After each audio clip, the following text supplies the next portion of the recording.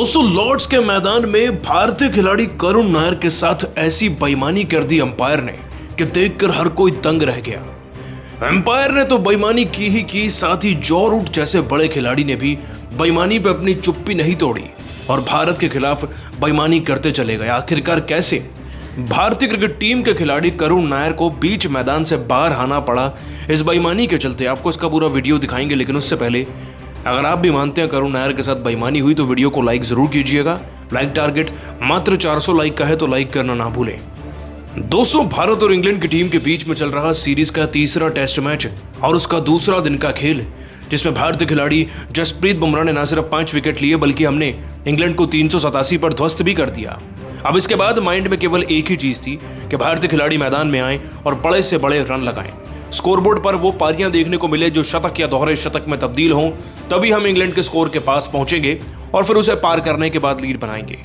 लेकिन भारतीय cricket team की शुरुआत वैसी नहीं रही जैसी पिछले मैच की दोनों इनिंग्स में थी। हमारी टीम के बल्लेबाज यशस्वी जायसवाल 13 रन पर आउट हो गए। ऐसे में बड़ी जिम्मेदारी थी केएल राहुल और करुण नायर के सर पर। और जैसे कि हमने पिछले मैचेस में देखा है कि करुण नायर एक ऐसे बल्लेबाज बनकर उभरे जिनकी शुरुआत तो अच्छी रही थी, लेकिन वो उतनी ज्यादा बड़ी पारी नहीं खेल पाए थे। इसीलिए उन्होंने आज के मैच में पूरी जान लगा रखी थी। करुण नायर की बात करें तो करुण नायर ने अकेले अपनी टीम के लिए 60 गेंदों में 40 रन बना दिए, जबकि वो केएल राहुल के बाद मैदान में आए थे और केएल राहुल 52 गेंदों में मात्र 21 रन लगा पाए थे। करुण नायर काम एंड कंपोज लगी रहे थे। वो अपनी पारी में 40 रन बना चुके थे और अब वक्त था एक बड़ी पारी खेलने का। कम से कम अर्धशतक या 70-75 रन करुण नायर के बल्ले से कोई ना कोई एक्सपेक्ट कर ही रहा था, लेकिन फिर आया 21वां मनहूस ओवर। बेन स्टोक्स गेंदबाजी करा रहे थे तो वहीं जॉ रूट वहीं खड़े थे पास में स्लिप में।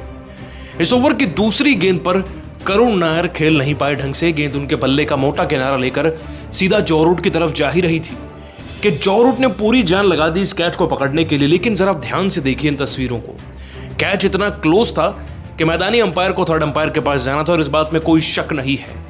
लेकिन जब वो थर्ड अंपायर के पास गए, उन्होंने बस एक बार की नजर में देखा और ये क्लियर सबको दिख रहा था बड़ी स्क्रीन पर, क्योंकि थर्ड अंपायर के पास जाना मतलब कि डीआरएस की तरह चेक कराना होता है। उसके बाद डीआरएस लेने का भी कोई मतलब नहीं रहता।